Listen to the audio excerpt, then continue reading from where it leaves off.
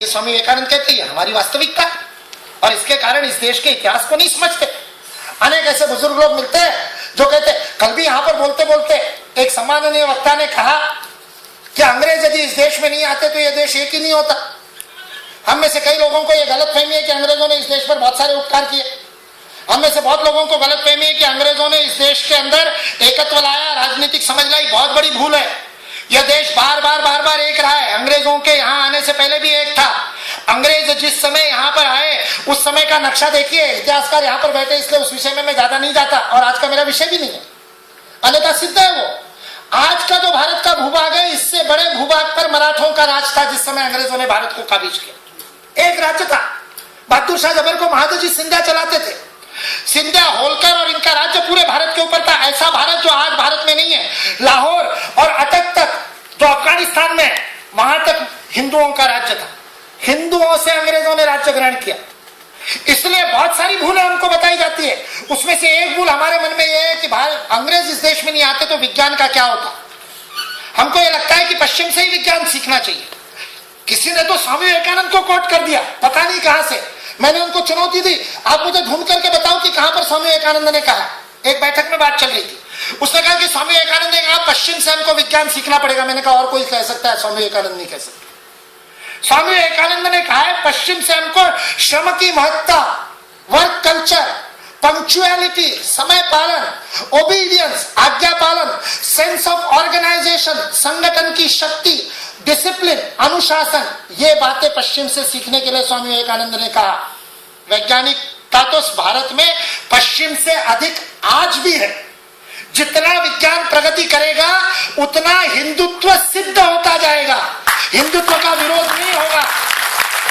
जितना विज्ञान प्रगति करेगा, बाइबल में भारत के संविधान के समान अमेंडमेंट करने पड़ रहे हैं। बाइबल पहले फ्लैट कहता था कि ये धरती फ्लैट है। विज्ञान ने बता दिया, गैलीलियो को जहर दे दिया, लेकिन बाइबल में अमेंडमेंट करना पड़ा। कल यहाँ एक बहना विरोध कर रही थी सतीश जी का, लेकिन कुरान के अंदर लिखा है कि महिलाओं में आत्मा नहीं होती। बाइबल में लिखा है महिलाओं में आत्मा नहीं होती। ये वास्तविक तथ्य है। इन तथ्यों को स्वीकार करने की आवश्यकता है।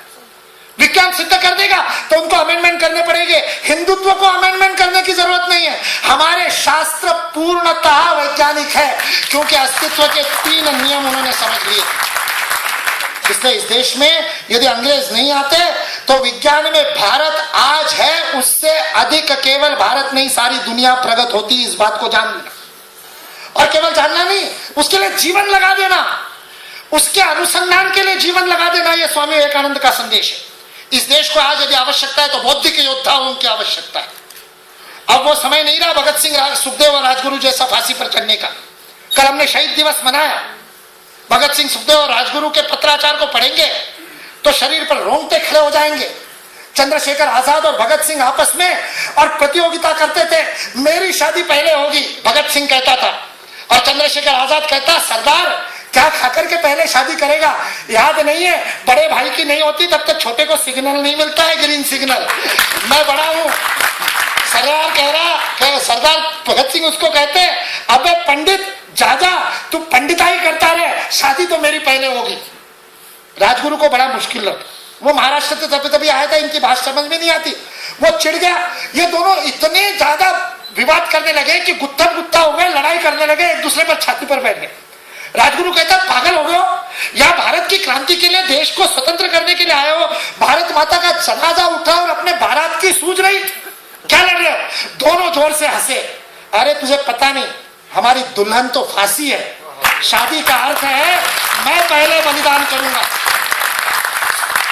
भगत सिंह के फांसी की तिथि तय हुई 24 मार्च, आज की तिथि तय हुई थी 24 मार्च 1931। अंग्रेजों ने डर करके एक दिन पहले फांसी दे दी। 24 मार्च की तिथि तय हुई।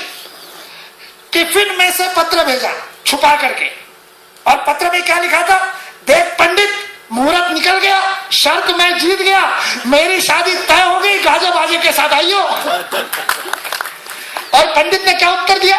पंडित कहता सरदार बड़े भाई के पहले नहीं हो सकता, अभी भी दिन 2 महीने बाकी है, जब हो जाए तब कहना। और इतिहास गवाह है 23 मार्च से पहले 15 फरवरी के दिन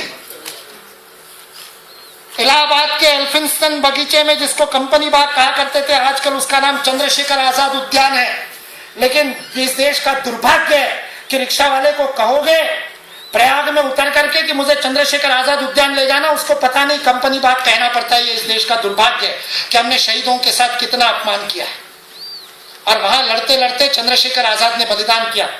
यहाँ आपके मध्य प्रदेश में ग्वालियर से खरीदी हुई बम बोला माउजर पिस्तल को लेकर के लड़ता रहा और अंतिम गोली उसने कनपटी पर लगा करके खुद की ली, क्योंकि आर्य समाजी था, कहता था यज्ञ में आहुति देनी है जीवन की तो उसका साधन भी पवित्र होना चाहिए। इससे अंग्रेजों का हाथ जीते जी मेरे शरीर को नहीं लगेगा, अपनी आहुति भी अपने हाथों से दूंगा। इसलिए चंद्रशेखर आजाद ने आहुति दी। ऐसे लड़ने वाले लोग आज इस देश के लिए मरने की नहीं, इस देश के लिए जीने की आवश्यकता है। और वो ज्यादा कठिन है। सुबह उठने के बाद टूथपेस्ट हाथ में लेते समय विचार करना कि मैं देशद्रोह तो नहीं कर रहा। जिस टूथपेस्ट को खरीदने के लिए पैसा दे रहा हूं वो जमशेदजी टाटा को लिखा हुआ, जमशेदजी टाटा का पत्र याद करना जो स्वामी विवेकानंद ने जमशेदजी टाटा को बताया था कि इस देश की उन्नति के लिए तुम्हारा अर्थ उपयोग में आए। तुम्हारे जेब से 20 रुपया यदि कोलगेट को देते हो तुम, और उस कोलगेट और पेप्सोडेंट को अपनी दांतों पर छुपड़ते हो, तो समझ लेना कि नागालैंड में और अरुणाचल प्रदेश में और नक्सलवादियों की माइन से शहीद होने वाले हमारे जवानों के खून से आपके हाथ रंगे हुए हैं। मैं अपनी मजाक नहीं कर रहा। हिंदुस्तान लीवर की वेबसाइट पे जाकर के उनकी कोई भी हिंदुस्तान लीवर की किसी भी वर्ष की बैलेंस शीट को डाउनलोड करके देख लेना। उन्होंने क्रिश्चियन मिशनरियों को कितना योगदान दिया, और वो सीधा का सीधा उल्फा और नागालैंड के एनएससीएन के पास जाता है। इसके प्रूफ हमारी सेना के पास में आईएसआई से इनके जुड़ा। इसलिए आप अपने सुबह उठने से लेकर देश के लिए क्या काम करते हो, इसलिए देश के लिए जीना ज्यादा कठिन है। इसलिए मित्रों, अंत में केवल इतना आह्वान इस देश की तरुणाई से करना चाहता हूं। इस देश को आज तलवार के योद्धा नहीं, कलम के योद्धा चाहिए। पत्रकारिता विद्यालय है और वो पत्रकारिता वाली कलम से मत रंग जाना, वो तो बहुत हल्केपन पर उतर आई।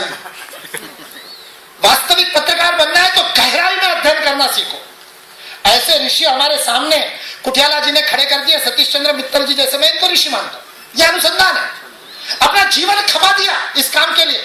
आप जैसे युवाओं में से ऐसे लोग निकलने चाहिए जो इस भारत के मौलिक तथ्यों को निकाल करके दुनिया के सामने लाए, ताकि अनेक जमशेदजी टाटा को प्रेरणा मिले कि इस देश के अलॉय टेक्नोलॉजी से इस देश के अंदर और नए लक्ष्मी निवास मित्तल खड़े हो सके। भारत का नवोत्थान के लिए बौद्धिक योद्धाओं की मांग करता हुआ अपनी वाणी को विराम देता हूं। जय हिंद, जय भारत।